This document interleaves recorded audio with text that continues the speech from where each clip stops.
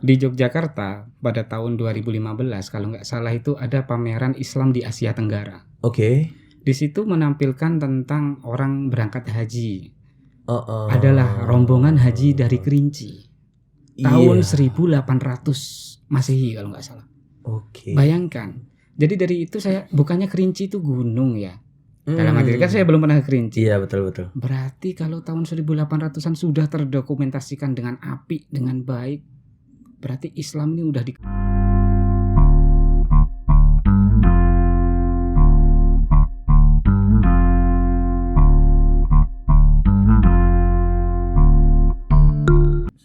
Bismillahirrahmanirrahim. Assalamualaikum warahmatullahi wabarakatuh.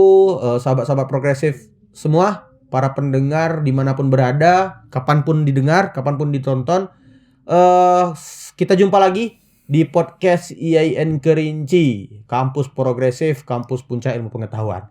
Pada kesempatan kali ini kita akan membahas sesuatu yang agak extraordinary ya. Maksudnya mungkin biasanya kita ya pembicaranya agak formal ataupun sedikit formal karena banyak bahas tentang kemajuan kampus dan segala macamnya. Sekarang sih juga bahas kemajuan kampus, tapi dibalut dengan dibalut dengan dunia muda gitu mungkin. Oke, sekarang kita bersama Pak Rifki Nurdiansyah.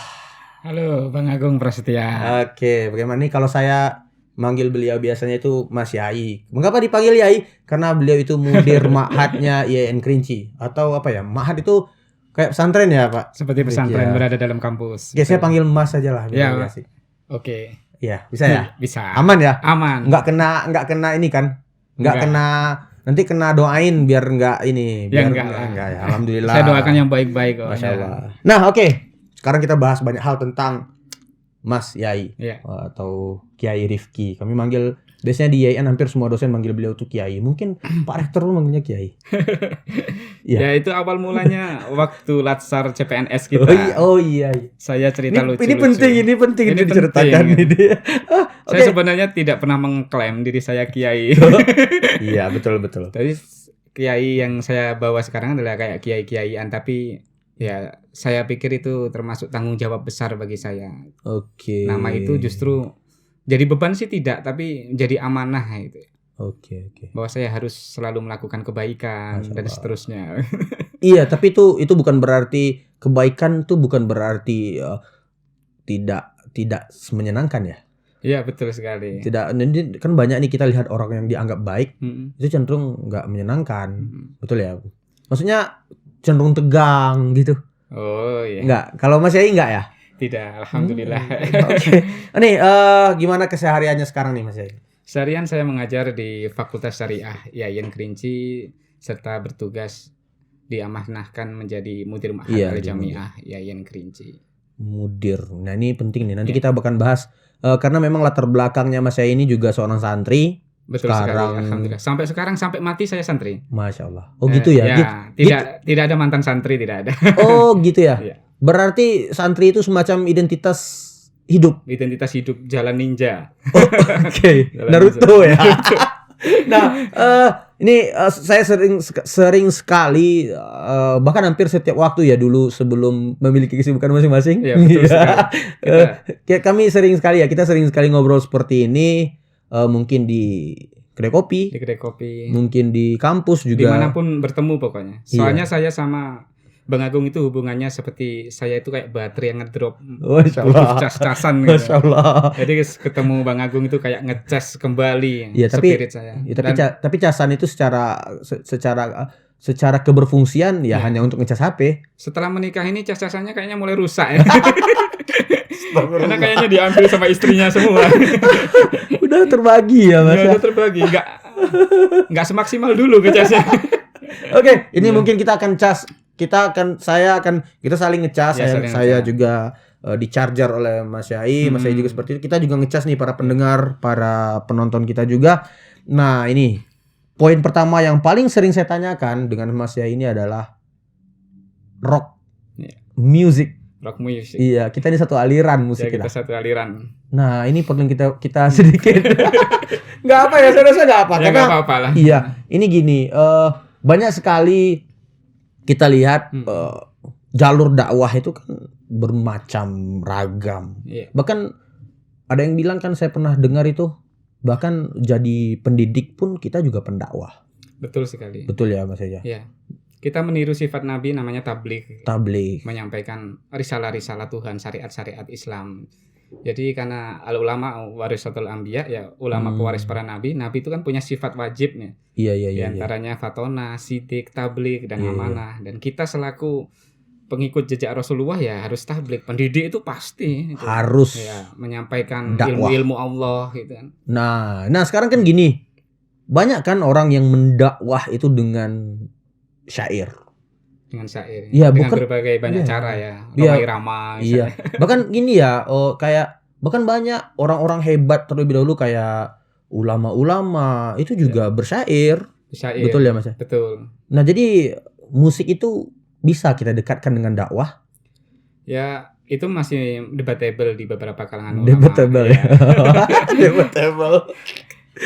Ada yang mengatakan ya musik-musik yang melenakan akan Tuhan itu haram. Dari sisi lain bisa menjadi wasilah perantara. Betul. Dan kita selaku umat Islam apa tindakan sebaiknya ya umatan wasaton gitu. Yang tengah-tengah, nggak terlalu ke kiri dan nggak terlalu ke kanan. Betul ya Mas. Karena gini, salah satu ini mungkin kita merasakan betulnya. Ya.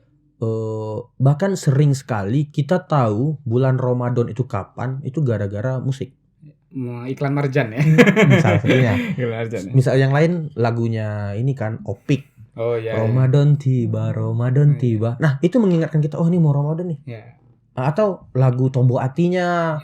Atau banyak lagi ya nyanyian-nyanyian ataupun lagu yang mengingatkan kita akan ibadah. Betul sekali. Jadi saya pribadi ya, Mas saya mungkin masih belum tahu secara syariah, secara ilmu. Saya menganggap ya no problem, nggak masalah ketika musik itu kita arahkan ke yang baik, toh niatnya baik. Ya kadang nggak sesimpel. Ini kita konsultasi syariah juga ya. konsultasi syariah. Walaupun saya dosen fakultas syariah. Iya makanya. Kadang permasalahannya juga nggak sesimpel itu.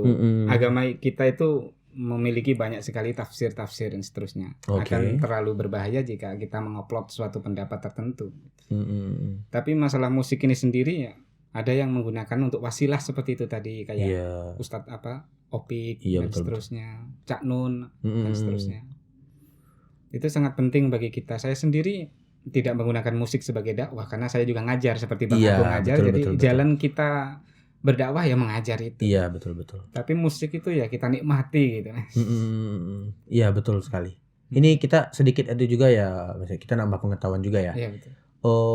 Itu kalau dalam dunia psikologi itu ada satu aliran yang tokohnya itu Gustav Jung namanya. Gustav Jung itu salah satu identitas alirannya itu psychological religious. Oh begitu. Iya, jadi dia mengambil sisi-sisi religius dari psikis, dari psikologi. Nah, itu ada dia membahas yang namanya nyanyian. Dia membahas yang namanya lagu.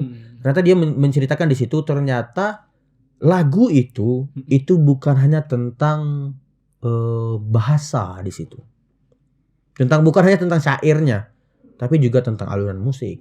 Bahkan ada beberapa kasus itu banyak orang yang senang dengan lagunya tanpa harus paham dengan apa yang dikatakan oleh liriknya. Betul sekali. Itu pengalaman saya pertama kali ke Kerinci. Masya Allah. Saya naik travel di daerah Bangko. Di situ yang punya travel itu selalu memutar-mutar lagu itu. Apa namanya? Cincin Bemato di Kayak Mandi. Lagu Minang ya? Lagu Minang. Dan itu pertama kali saya mendengar lagu Minang dan hampir ratusan kali. Mungkin berapa jam saya dari Lahat sampai sini. Itu 11 jam. Berarti dari Lahat musiknya itu terus? Berapa album Minang yang dari setel dan diulang kembali. Di situ saya hampir nggak mengerti sama sekali bahasa-bahasa di situ. Bahkan saya mampir ke rumah makan dan ditanya cie, cie. Saya juga tidak tahu apa itu cie. Karena saya orang Jawa kan. Nah saya minim informasi tentang mengenai Minang waktu itu. Tapi musik yang digunakannya itu nyampe. Itu. Oh ini musik sedih. Oh ini senang. Tapi rata-rata Minang kayak sedih-sedih. Iya gitu. Memang kalau kata orang Padang itu, kata orang Minang itu kalau lagu Minang nggak sedih itu nggak laku. Oh itu. Gitu katanya. Jadi saya sambil melihat jendela di pinggir jalan itu ya kayak terbawa emosi sedihnya. Iya, karena kita pergi merantau juga ya. Pergi merantau ya, kesini kan saya merantau. Oke, jadi memang ternyata ada kemungkinan seperti itu ya Mas Ya, Ai. betul sekali. Jadi saya juga sering nih kalau ngobrol dengan Mas Ai. Sedikit lagi ya intermezzo kita. Iya. Sebelum kita masuk pada intinya. Sedikit lagi intermezzo kita. Sejak kapan Mas Ai itu suka dengan musik rock? Ini beliau ini alirannya rock ya. Rock ballad 90-an, 80-an, 70-an. Ini sejak kapan nih Mas Ai? Saya mendengar musik rock itu ya dulu sering bapak itu. Oh, bapak pernah beberapa kalian bapak itu pemain ini. Pemain opera ludruk kalau di Jawa itu ludruk namanya. Gitu. Pengiring musik ya. Iya, back soundnya gitu ya. Beliau sangat master di gitar. Oke. Beliau sering dulu itu waktu mungkin saya kecil beberapa kali dengar musik seperti Scorpio dari Jimi Hendrix dan seterusnya iya, dari bapak saya. Tapi waktu besar, waktu saya merantau ke Jawa, nyantri di Jawa, ternyata banyak teman-teman itu satu frekuensi dan mengenalkan ini loh alirannya, ini loh. Makanya waktu saya ingat betul ketika tahun 2006 itu pertama kali saya dikenalkan sama kawan System of a Down. Toxicity dan seterusnya. Itu malah saya menemukannya itu di pesantren ketika teman-teman itu satu frekuensi itu. Kebetulan di pesantren kami itu ada sebuah kantin ya. Bukanya jam 10 malam. Oh gitu. Dan kita membawa kaset yang pita itu. Oh di zaman itu masih pakai itu ya kaset pita itu. Terus kita ke situ kami bawa SID, Marginal, apa yang Bumerang, Jamrud dan seterusnya. Metal rock semua ya. Ke situ untuk disetel sampai tengah malam gitu sambil menghabiskan kopi lah. Gitu. Oke. Sehingga gini, kan tadi langsung nih Mas Ai nyindir rocknya. Nyindir santrinya. Nah, sekarang kita tahu ya, tahu semua, saya rasa masyarakat IAIN tahu kalau Pak Rifki, Mas Kiai ini itu mudirnya Ma'had. Dan Ma'had itu semacam sistem pendidikan yang seperti pesantren ya. Iya, betul. Nanti gimana nih? Saya minta perbandingan dulu lah. Apa perbedaan antara Ma'had dan pesantren? Oh, begitu ya. Di pesantren itu secara garis besar ada pesantren salaf, ya. Ada pesantren modern, ada pesantren semi modern, terus ada yang terbaru ini ya Ma'had Al-Jami'ah, merupakan pesantren yang dimiliki oleh sebuah universitas. Oke. Nah, yang di sini itu desainnya benar-benar berbeda dengan pesantren sebelum-sebelumnya. Kalau pesantren salaf tuh memang pendidikan secara salaf. Kalau modern ya ada sekolahnya dan seterusnya. Nah, tapi saat ini juga ada Ma'had Ali. Ma'had Ali itu kebalikannya adalah universitas yang dihandle oleh sebuah sistem pesantren. Oh gitu. Ya. Kalau kita namanya Ma'had Al-Jami'ah, itu pesantren di dalam universitas. Betul. Ya. Kalau Ma'had Ali itu universitas di dalam pesantren. Sehingga ketika kuliah di Ma'had Ali, dia tetap nyantri dan lulusnya dia dapat ijazah S1. Kalau kayak Universitas Darussalam Gontor itu masuk Ma'had itu memang universitas. Itu beda lagi ya. Itu memang universitas Islam. Berarti yang jadi mahasiswa di Universitas Darussalam nggak harus jadi santri. Seperti Ma'had Ali Situbondo, terus Ma'had Ali Lirboyo dan seterusnya. Oh, itu banyak ya Mas? Banyak, gitu. Ada banyak. Berarti kalau kita nih gimana? Kalau kita di Ma'had Al-Jami'ah ya. Kita ini sebenarnya mulai tahun 2021 bulan Juni semenjak Menteri Agama Gus Yakut ini mengeluarkan modul penyelenggaraan Ma'had Al-Jami'ah yang bisa dijadikan patokan atau ukuran.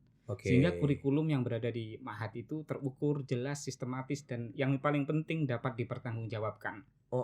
Berarti sebelumnya memang berjalan sesuai khasnya masing-masing. Gitu. Iya. Pokoknya terserah lah. Jadi di Ma'had itu ada yang diajari tentang bahasa asing, ada diajari tentang keterampilan wirausaha. Berarti kontekstual mungkin yang lamanya itu ya. Ya, rata-rata seperti itu. Tapi sampai sekarang sebenarnya modul itu juga mengatakan kembali ke kekhasannya setiap kampus masing-masing.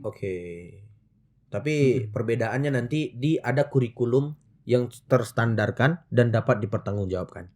Ya, terstandar untuk meniru itu sih itu terlalu berat karena banyak materi-materinya itu kalau di kita di Iya, Kerinci iya. khususnya itu masih terlalu berat, kayak kitabnya udah kajian-kajian tinggi. Oh. Makanya di Ma'had Al-Jamiah kita tetap intinya kita mengajarkan kitab kuning Betul. dengan materi yang kita turunkan yang Sem- sepemula mungkin gitu. Oke.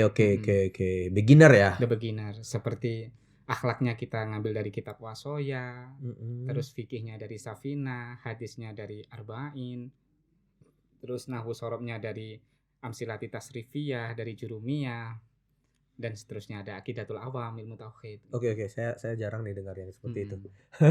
Saya nggak tahu itu apa bukunya. Ya. Tapi ini situasi yang kita pahami ya, Mas Yai ya, bahwa setiap sistem pendidikan itu ada betul. income, ada Dan input dan ada outcome atau outputnya. Nah, kalau Ma'had ini sendiri, sistem inputnya gimana nih, Mas Yai? Ya, sistem inputnya itu adalah mereka mahasiswa aktif IAIN Kerinci. Itu maksudnya apakah semua mahasiswa bisa daftar atau? Ya, semua mahasiswa bisa mendaftar, baik yang bisa mengaji atau tidak. Tapi sayang sekali Ma'had kita masih kapasitasnya 171 orang. Oh, masih terbatas sekali masih terbatas sekali. Ya. Jadi saya inginnya ya semua mahasiswa baru masuk Ma'had. Kita belajar bareng di sana. Sebenarnya begini, saya di sana walaupun mudir, guru saya sesungguhnya itu para santri itu, para mahasantri itu. Gitu ya, gitu bahasanya. Ya, bahasanya seperti itu. Saya tidak pernah memosisikan mereka sebagai murid saya karena saya nggak punya hak di situ. Pesantren kampus itu benar-benar berbeda dengan pesantren-pesantren. Nah, kita itu cuma mengambil internalisasi nilai-nilai pesantren dalam kampus saja. Iya, kalau misalkan gini ya, saya pernah lihat tuh di YouTube kalau santri itu ketemu yainya, itu kepalanya sejajar dengan maaf pantatnya ya. Iya. Saking nunduknya. Iya, dia harus kelihatan sopan di depan yainya gitu ya, Mas ya. Ya, itu merupakan apa namanya? Kekhasan budaya. Tapi beda-beda. Kalau di Ma'had Al-Jamiah apakah kita mengaplikasikan itu? Ya tidak. Kenapa enggak? Ya karena saya orangnya enjoy aja. Oh sih, oke. Mereka sebenarnya teman belajar saya di Ma'had. Oke. Jadi saya gimana menghadirkan pembelajaran Ma'had itu fun learning gitu. Oke, betul. Dan saya sendiri dibantu oleh 9 orang pembina yang luar biasa. Ada pembina yang luar biasa ya, 9 orang. Itu 9 orang tuh santri semua? 9 orang itu pembina. Ya, mereka ini saya kasih amanah untuk menghandle 1 orang 1 kelompok. Oke. Oh, 1 kelompoknya berapa orang, Mas? Sekitar 15, tergantung jumlah orang. Banyak ya? Ya, satu. Banyak ya? Mereka habis subuh itu tahfiz. Oke. Kemudian habis maghrib tahsin. Oke, berarti padat. Ya dikatakan padat sih, lebih padat pesantren yang beneran. Kita ini kan cuma kayak pesantren-pesantrenan, tapi ya memang pesantren. Pesantren-pesantrenan, tapi memang pesantren. Memang pesantren, tapi nggak seperti pesantren yang di Jawa itu. Oke. Ini satu lagi nih mungkin. Bukan satu ya, maksudnya terkait dengan input tadi ya, Mas ya. Kita tahu nih karena di Kerinci, betul. Pada dasarnya di Kerinci, ya saya akui ya, karena saya juga putra daerah di Kerinci. Saya akui bahwa sejatinya tidak semua kampung, tidak semua desa yang mengaplikasikan ataupun yang memang menganggap bahwa ilmu agama itu jadi the center of atau pusat yang harus diperoleh oleh remajanya. Itu kan, nah ini menarik, heterogen itu. Maksudnya gini loh, Mas ya. Kan banyak ya. Maksudnya gini. Oke, saya misalkan contohnya saya mungkin nggak tahu itu yang namanya kitab Al-Jurumiyah dan segala macamnya. Saya nggak pernah belajar dan segala macamnya itu, karena memang di desa saya nggak ada penekanan secara kemasyarakatan seperti itu.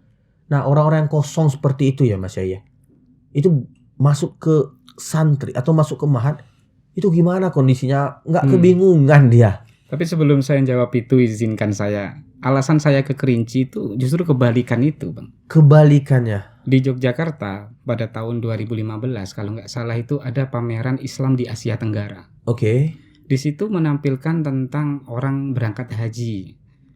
Adalah rombongan haji dari Kerinci. Tahun 1800 Masehi kalau nggak salah. Oke. Bayangkan. Jadi dari itu saya, bukannya Kerinci itu gunung ya. Dalam arti kan saya belum pernah ke Kerinci. Iya, betul. Berarti kalau tahun 1800-an sudah terdokumentasikan dengan apik, dengan baik, berarti Islam ini udah dikenal lama oleh masyarakat Kerinci. Tapi tentu waktu saya datang ke Kerinci, orang Kerinci pasti Islam. Betul, ya. Bisa nggak sih? Iya, Ya, pasti. orang Kerinci pasti Islam gitu. Berarti itu udah kental banget.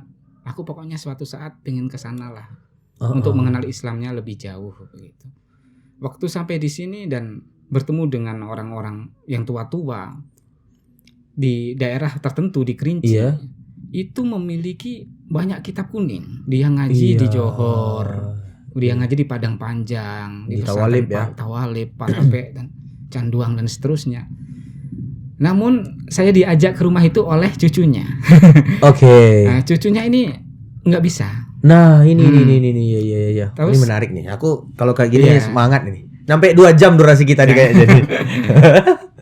Lalu saya bertemu dengan anaknya kakek itu, tapi kakek itu udah meninggal ya. Oke. Nah, tinggal koleksi kitab kuningnya dan saya lihat ini kitab kuning yang umum dipelajari di pesantren. Oke. Dan sudah berapa kali saya bertemu orang tua-tua di Kerinci dan mereka sangat familiar dengan kajian-kajian kitab kuning. Betul. Ternyata setelah 3 tahun, saya 3 tahun di Kerinci, saya rasa ini ada suatu masa. Oke. Tiba-tiba ilmu tua, istilahnya ini kan ilmu tua, kitab kuning nggak diajarkan sama sekali. Entah di mana masa itu letaknya atau saya tidak tahu. Perlu kita kaji lagi. Kita perlu teliti. Kita selaku akademisi kan ada suatu masa yang mana kitab kuning itu sudah bukan menjadi kayak gaya hidup lah. Padahal dulu itu gaya hidup masyarakat Kerinci ya. Iya. Apa Arab Melayu. Betul. Ulama-ulamanya itu luar biasa. Bahkan itu di dalam salah satu bukunya Buya Hamka, ulama terkenal Sumatera Barat, itu beliau juga mengatakan bahwa dulu pernah beliau itu disarankan oleh ayah beliau, oleh Haji Rasul itu untuk belajar ke Kerinci. Nah, tapi waktu itu memang nggak sempat waktu itu Buya Hamka nggak sempat. Berarti memang sebenarnya kita juga bisa dikatakan bahwa Kerinci itu pusat ilmu Islam. Pusat ilmu Islam, betul sekali. Ketika saya bertemu dengan orang tua-tua yang udah umur 60 tahun ke atas, 50 tahun ke atas, pemahaman agamanya nggak salah-salah. Tepat ya. Tepat. Sohih. Islam, ihsan, imannya pas. Tetapi memang pada periode mudanya sudah ada suatu masa entah nggak tahu ya. Iya. Saya itu yang Bang Agung yang tahu. Saya rasa nggak tahu juga sih. Iya, tapi memang ini menarik ya karena kalau kita coba sedikit menganalogikan ya Mas ya. Di masyarakat Sumbar, Sumatera Barat, karena memang saya basicnya secara etnologi saya Minang. Itu ada sebuah masa di mana nama-nama anak itu atau nama-nama orang itu sudah mulai menyimpang dari kebiasaan sebelumnya. Dihilangkan sistem Islamnya. Jadi dulu tuh nama-nama anak-anak di zaman Minang itu misalkan Abdurrahman. Ya, betul. Ya. Kemudian misalkan Syafruddin, misalkan gitu ya. Kemudian Abdul Hamid, gitu kan banyak kejadian seperti itu. Zainuddin mungkin seperti Hayati ya. Nah, ada satu masa di mana itu dihilangkan. Mungkin Mas Yain tahu juga masa itu ketika PRRI. Gitu. Ketika PRRI itu pemberontakan Revolusi Indonesia, Republik Indonesia, itu memang itu dihilangkan dengan alasan nyawa. Nah, pasca itu, setelah kejadian itu memang saya pun dulu juga bertanya ya, Mas Yaya, kok nama ayah saya tuh nggak Islam? Padahal nama kakek saya tuh Islami banget. Usman namanya, nama kakek saya. Lah, kok ayah anaknya enggak gitu? Naik lagi ke atas itu Islami semua. Nah, ini mungkin bisa jadi tolak ukur mungkin apa yang terjadi dengan kita yang ada di Kerinci. Kalau di Kerinci saya lihat masih dipertahankan, Mas. Kayak dosen-dosen kita masih banyak yang namanya sangat-sangat Islami, tapi unik. Iya, gitu. Ya punya ciri khas sendiri ciri ya. Khas. Ketika nama Arabnya yang nggak pernah saya dengar sebelumnya. Tapi itu pakai ya. Tadi sini dipakai. Contohnya. Ya, pokoknya ejaannya itu khas gitu. Salah sih tidak, tapi khas. Namanya itu langsung tahu. Dia itu sangat berbeda. Oke. Saya sekitar 13 tahun merantau di Jawa itu. Nama-nama itu hampir nggak pernah saya dengar sebelumnya. Tiba-tiba di sini tuh loh ada ya nama ini, ada ya nama. Jadi saya ingin membuat penelitian tentang bagaimana sih proses orang-orang sini. Apakah ada kesengajaan dalam memberikan nama anak untuk. Kadang namanya itu nggak umum. Umumnya apa dikasih nama yang kayak gitu tapi iya. Gitu. Tapi punya makna sendiri. Makna sendiri, maknanya beda. Itu menarik ya. Jadi kalau kita lihat gini, ini bukan berarti kita mengidentitaskan diri, bukan berarti, tapi saya coba sedikit menyimpulkan nih dari pernyataan Mas Yai tadi. Saya bisa bilang bahwa memang sudah tepat IAIN Kerinci itu di Kerinci. Betul. Karena sebagai pusat kajian Islam. Pusat kajian Islam. Dan Ma'had sebagai motor utamanya. Ya, itu sesuai dengan apa yang disampaikan Menteri Agama bahwa keberadaan Ma'had Al-Jami'ah adalah ruh kampus. Ruh ya bahasanya. Iya, bahasanya ruh. Kalau ruh itu nggak kelihatan, kerjanya nggak kelihatan tapi penting. Iya, sering kita lihat seperti itu ya. Mana ada ruh, nampak kan tidak ada. Berarti di IAIN Kerinci ini banyak ruhnya ini. Bukan saya.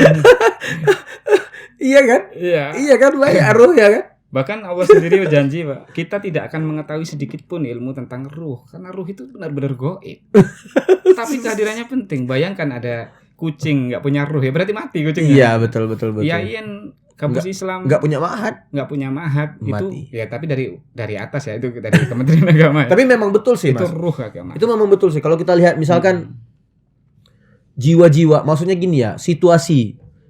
Saya akui nih Mas ya, mungkin kita sama-sama belajar di luar, kita tahu situasi pendidikan itu atau atmosfer pendidikan itu kalau di kampus-kampus luar ataupun kampus-kampus seperti di Jogja, di Malang, itu memang terasa. Gara-gara ada kampus di sana, lingkungannya, kota di situ, itu jadi situasi pendidikan, atmosfer pendidikan. Masuk ke kafe, cerita mahasiswanya di sana, cerita anak mudanya. Iya, mereka buka. Oh ini cerita tentang ini gimana ya? Misalnya tentang Aristoteles, Plato. Kok bisa Aristoteles tuh mikir ini ya? Iya. Di luar kita temukan itu. Sampai Socrates. Iya. Nah di Kerinci itu mungkin jadi catatan khusus nih bagi kita sebagai dosen nih Mas ya. Kalau di Ma'had saya yakin ada.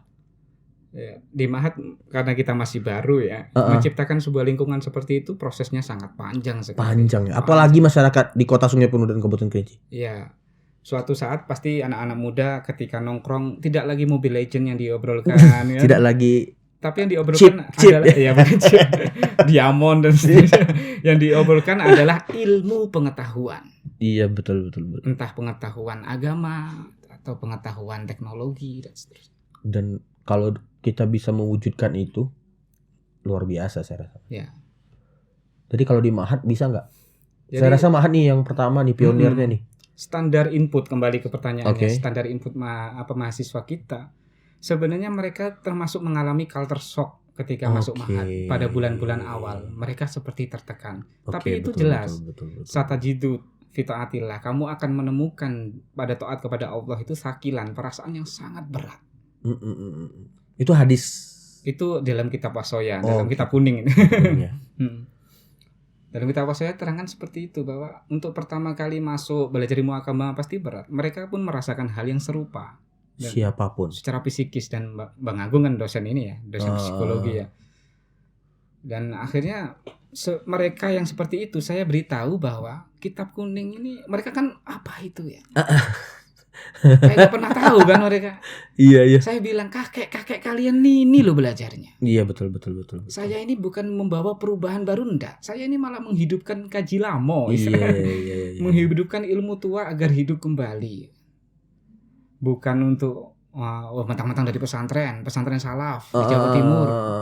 Tahu-tahu membawa kurikulum di pesantrennya dibawa ke sini, enggak. Itu udah standar Kementerian Agama. Kementerian Agama punya standar. Setiap Ma'had Al-Jami'ah setidaknya mempunyai pembelajaran kitab kuning. Apapun formnya, apapun bentuknya. Formnya. Jadi kelas kami di Ma'had adalah kelas Ta'aruf Fiddin. Mengenalkan agama. Religion Introduction. Pengenalan. Permulaan. Pengenalan agama. Berarti bisa kita katakan di Ma'had Al-Jami'ah Kerinci, IAIN Kerinci, itu prosesnya bisa kita katakan untuk regular dulu atau untuk beginner dulu. Betul. Untuk mahasiswanya. Jadi kita belum, mungkin kalau kita coba tempelkan, berarti mirip dengan kurikulum pesantren yang SMA atau SMP. Boleh nggak kita sampaikan seperti itu? Ya berbeda sih, karena Ada perbedaannya. setiap pesantren itu mempunyai ciri khas masing-masing. Oh gitu ya. Berarti kita nggak bisa standarkan yang Nggak seperti bisa. itu ya. Makanya saya katakan bahwa pesantren itu, mengutip dari kata Buya Ar-Razi Hasyim, adalah kebudayaan atau tradisi Islam yang sangat unik yang tidak dimiliki oleh negara lain di dunia ini. Iya, betul sih. Gak ada sih yang lain. Dan baru-baru ini ada di Yaman, di Habib Umar bin Hafiz. Bukan baru-baru ini ya, udah berapa puluh tahun Udah yang lalu. dibuatnya. Murid-muridnya seperti Habib Jindan. Dan kemarin kita ada Habib Ali Barokbah, kita pengajian Isra Mi'raj di Ma'had. Itu beliau termasuk murid dari Habib Umar bin Hafiz. Kita ngundang habaib juga ya Mas ya? Ya, saya ngundang habaib, kami mengundang habaib ya. Masya Allah. Biar dapat berkahnya keturunan Rasulullah. Habib Umar bin Hafiz di Yaman membuat sistem pesantren seperti di Indonesia, terinspirasi dari Indonesia. Wih, keren. Berarti kita sudah bisa menginspirasi dunia ya? Iya, itu referensinya dari Buya Ar-Razi Hasyim mengatakan seperti itu. Kalau gini loh Mas, kalau misalkan kayak misalkan kayak mahasiswa di Kairo ya. Iya. Ada semacam budaya pendidikan itu semacam apa namanya? Yang datang, kita tuh datang ke guru apa istilahnya Mas? Talaki.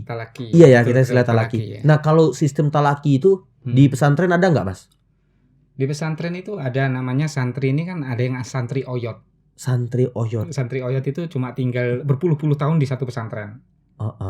Ada santri yang ya modelnya seperti talaki itu, dia berpindah antar satu pesantren ke pesantren lainnya. Iya, betul. Untuk mencari sanad. Nah, dari Jawa Timur pindah ke Jawa Tengah, ke Jawa Barat sampai ke Kalimantan Selatan. Itu masih ada ya budaya itu Mas ya? Banyak teman-teman saya seperti itu. Waduh. Dia mendatangi sebuah guru untuk mengaji sebuah kitab misalnya. Cenderungnya mulai bulan Sya'ban ini budaya santri itu sudah mulai keliling pesantren. Dulu saya juga ketika Ramadan itu ngaji pasaran ke pesantren mana gitu. Untuk mengambil berkah di situ, untuk talaki dengan guru di situ. Berarti memang di pesantren pun talaki itu diaplikasikan juga ya Mas? Berarti kalau di Ma'had gimana? Bisa nggak kita aplikasikan? Bisa, saya sangat welcome dengan teman-teman yang datang ke Ma'had. Tapi yang ingat ya, di sana kita belajar bareng. Saya kan bukan kiainya, saya kan kiai yang gelarnya di Latsar CPNS. Gara-gara CPNS Latsar kayak dipanggil kiai. Itu menarik ya, kita cerita tentang semut. Iya, cerita Nabi Nuh gitu ya. Nah, jadi gitu. Saya ambil ini. Saya ambil simpulan tentang Ma'had ini. Ma'had ini merupakan miniatur dari harapan dunia atau harapan atmosfer pendidikan di Kabupaten Kerinci. Bisa kita bilang gitu, Mas. Jadi nanti ibaratnya kalau Ma'had ini sampelnya lah gitu. Kita uji cobanya di Ma'had. Nanti harapannya itu secara populatif. Masyarakat Kerinci itu seperti apa yang terjadi di Ma'had. Kembali kita ke beberapa tahun sebelumnya. Masyarakat Kerinci bahas kitab kuning. Duduk di kafe mereka bahas ilmu. Sampai sekarang itu kalau Bang Agung mengikuti, setiap bulan ini di Kerinci saya temukan ada majelis pengkajian ulama Kerinci. Oke. Itu luar biasa. Isinya orang alim-alim, orang solih-solih.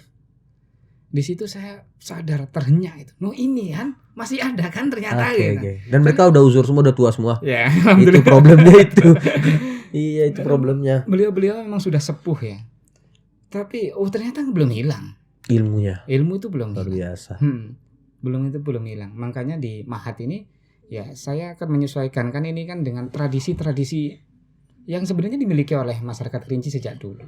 Iya, betul. Makanya malam Senin kita belajar kitab kuning, tauhid.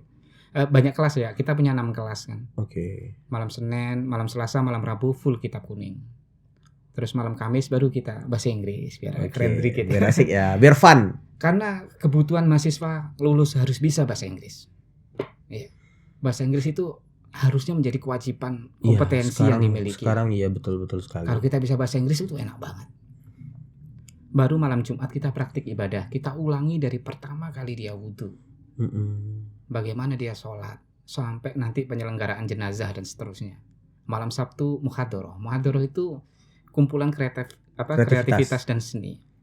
Di situ ada penampilan puisi, drama gitu.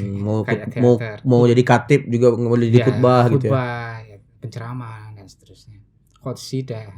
Baru Sabtu pagi itu kita menggunakan Arabic morning. Jadi ada English night malam Kamis ya. Lawannya itu di Sabtu pagi Arabic morning Sobahul Lughah.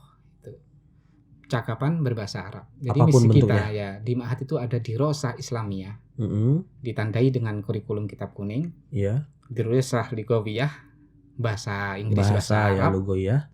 terus dirosah yang terakhir ini entrepreneur.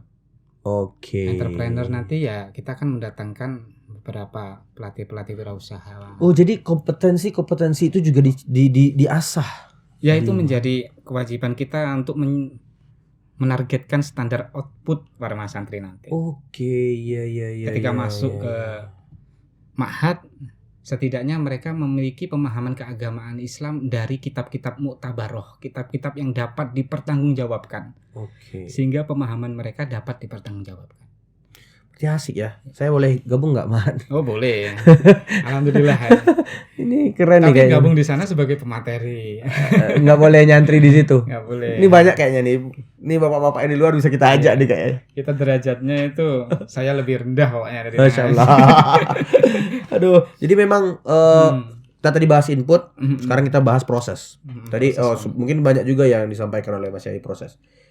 Tapi prosesnya kita bahas yang ininya, Mas. Fokusnya kepada saya bilang eliminator mungkin ya. Ada nggak di Ma'had itu orang-orang yang tereliminasi dengan proses? Yeah. Karena tadi ada shock culture, ada shock culture ya. ada juga mungkin ketidaksanggupan mungkin. Betul. Ya. Nah itu ada nggak, Mas, yang seperti itu? Ada, itu udah lumrah ya. Makanya seperti tadi kan, banyak sekali kalau kita belajar agama itu pasti mengalami kepayahan, kesusahan. Sebenarnya ibadah kepada Allah itu lezat dan nikmat. Iya, betul. Mengapa kita kok sholat, belajar kok nggak nikmat? Ya berarti kita belum sampai ke derajat tersebut. Bagaimana cara sampai merasakan belajar itu nikmat? Misalnya Bang Agung kan luar biasa belajar menulis itu kan nikmat sekali. Bagaimana? Tapi udah vakum di dalam. Bagaimana sampai derajat situ? Harus melewati banyak cobaan-cobaan. Luar biasa, sangat banyak cobaannya. Terus membiasakan untuk hal-hal seperti itu. Dalam hal membiasakan ini, saat ini ada beberapa ya mungkin sudah keluar ya. Tapi nanti kita akan data lagi. Oh jadi ada ya yang nggak sanggup ya? Oh iya, kalau di pesantren-pesantren banyak itu. Banyak kejadian. Yang masuk berapa, yang lulus berapa itu udah lumrah. Berarti itu pun di sisi upaya pihak Ma'had untuk mempertahankan mereka itu gimana? Karena gini ya, karena mereka kan catatannya mau dia keluar dari Ma'had, mau ditetap di Ma'had, dia sebagai mahasiswa YN Kerinci kan nggak akan hilang, gitu. Itu gimana? Ada nggak upaya kita untuk mempertahankan mereka tetap dalam proses? Jadi masalah mencari ilmu Allah itu, hidayah Allah itu ada istilah yang saya kutip, anal qori wallahul hadi. Anal qori wallahul hadi. Ya. Kalau setiap mengajar, saya cuma mengajar, nanti kalian keluar kelas dapat hidayah, kalian paham itu dari Allah. Iya, betul. Kita sudah mendesain sedemikian rupa pembelajaran di Ma'had agar persis di kurikulum pesantren. Insya Allah Ma'had YN Kerinci ini paling serius. Oke. Kita sudah sangat serius dalam mengelolanya.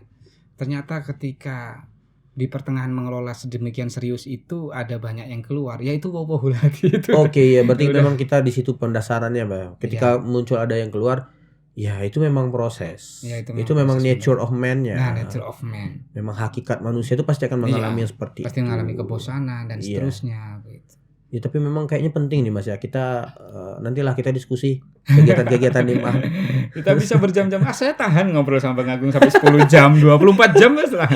Jadi memang kayaknya bisa nih. Misalkan kita ada kegiatan di Ma'had, misalkan bonding ya, ataupun menciptakan situasi yang tidak menjenuhkan bagi mereka. Betul. yang dengan ya rutinitas yang lumayan luar biasa padatnya. Mungkin kita akan lakukan yang seperti itu, Mas. Dalam upaya-upaya itu kita Ma'had Al-Jami'ah bekerja sama dengan unit-unit yang ada di YN, termasuk unit pusat konseling. Ya. Pusat konseling nantinya akan diselenggarakan. Yang sudah kita jalin itu dengan unit pengembangan bahasa melalui Progressive Language Center. Teman-teman Pro LC, mereka kan yang EnglishNet, mereka yang handle. Oke. Saya kan nggak bisa bahasa Inggris. Bisa. Saya nggak bisa bahasa Inggris. Saya tahu. Bisa I know you. Saya bisanya cuma lagu-lagu GNR. Aerosmith, Scorpion. Jadi memang aneh. Ini proses ini ya, Mas ya. Proses proses. Catatannya itu proses. betul. Output sekarang. Sudah banyakkah kita outputkan santri mahasantri Ma'had keluar? Nah, Ma'had kita setelah 2 tahun vakum karena pandemi, ya, kita baru mulai per bulan kemarin ya, per Februari, per tanggal 1 Februari. Mereka baru masuk, ini kurikulum benar-benar baru, belum Ma'had sebelumnya nggak menggunakan kurikulum ini. Karena belum ada perintah dari Menteri Agama ya. Waktu itu memang belum ada, memang silahkan untuk menggunakan kekhasan universitas masing-masing. Sekarang kan perpaduan antara yang dari pusat sama kekhasan daerah masing-masing. Jadi sampai saat ini kami belum mengeluarkan satu angkatan. Angkatan sekarang ini adalah angkatan ke-17. Angkatan ke-17. Angkatan ke-17. Angkatan ini nanti akan keluar sekitar bulan Mei. Oh gitu. Jadi berarti nggak bisa selama dia jadi mahasiswa di Ma'had nggak bisa. Nggak bisa karena kapasitasnya. Gitu ya. Berarti berapa tahun dia di dalam? Cuma 1 semester. 1 semester. Berarti ganti lagi dengan temannya dari yang lain gitu. Iya, berarti ada antriannya ya? Ada antriannya. Luar biasa banyak. Udah banyak sekali yang datang ke tempat saya untuk ikut Ma'had dan seterusnya. Waduh. Katanya kapasitas kita nggak cukup. Makanya ini harus PR salam untuk Pak Ja'far. Salam untuk Pak PR2 kita ya. PR2 kita yang tercinta. Untuk membangun kampus Ma'had itu. Iya, karena saya lihat sebesar mungkin. Iya, tanah di belakang tuh pasti luas sekali. Kalau dibuat nanam kentang itu luar biasa juga hasilnya. Udah bisa ekspor ke Skotlandia. Jadi memang kita punya kesempatan, kita punya chance itu. Kita lihat kampus kita pun. Oh iya. Banyak tempat kita membangun. Insya Allah dalam waktu dekat kita akan jadi akreditasi unggul, jadi UIN Kerinci dan seterusnya. Amin. Aduh, luar biasa. Iya. Kalau tercapai seperti itu namanya Yai Rifki luar biasa jadinya. Iyalah, pastilah. Kenapa? Yang awalnya itu IAIN jadi Yainya UIN. Pasti diganti karena saya akan melanjutkan S3. Oke, bisa sih. Nanti setelah pulang dari S3 dikasih lagi. Kita S3 di mana ini? Gimana bagusnya, Mas? Atau kita jalur di satu jalur kan tapi nggak bisa satu jalur lah. Bisa. Saya education atau psychological. Education. Atau juga bisa filsafat sih sebenarnya. Jadi ada 3 jalur nih yang bisa diarahkan. Kalau Mas banyak. Betul. Saya bisa hukum Islam, sosiologi hukum. Iya. Syariah. Ambil S3 di Kairo aja, Mas. Ya, insya Allah kalau Allah mengizinkan. Masya Allah. Keren lah ya kalau mudir kita. Oh, itu S3-nya Kairo gitu. Kan keren. Ya. Pokoknya S3 itu keren mau dimanapun lah. Oke. Ya. Berarti memang tandanya kampus kita kampus IAIN Kerinci ini berada di jalur yang tepat, di track yang tepat. Di rel yang tepat. Kita sudah bergerak sangat luar biasa. Jurusan-jurusan sudah bergerak dengan luar biasa. Walaupun dengan keterbatasan sarana prasarana kita bisa bergerak. Kita dalam ide-ide yang dosen-dosen muda. Ini salah satu produknya ya, Mas ya. Ya. Podcast ini satu produk produk dari ide muda gitu ya. Banyak pusat-pusat yang dikembangkan juga produk-produk dari ide. Kita berterima kasih juga sih kepada atasan yang pimpinan supportnya luar biasa. Maksudnya gini ya. Karena gini, kalau seandainya, mengapa saya bilang luar biasa, Mas? Kalau seandainya sarprasnya lengkap, tidak disupport kita, itu kayaknya kejam sekali mereka.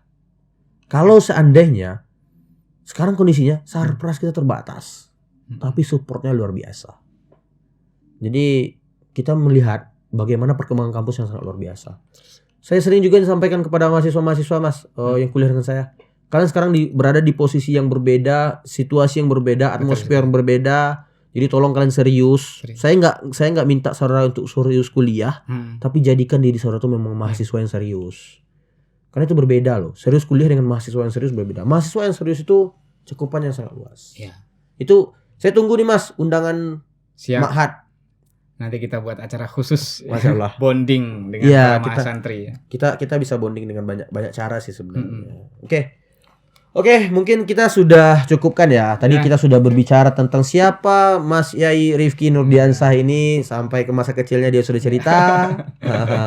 Kemudian nggak terasa ya? Nggak terasa, ini udah hampir 1 jam.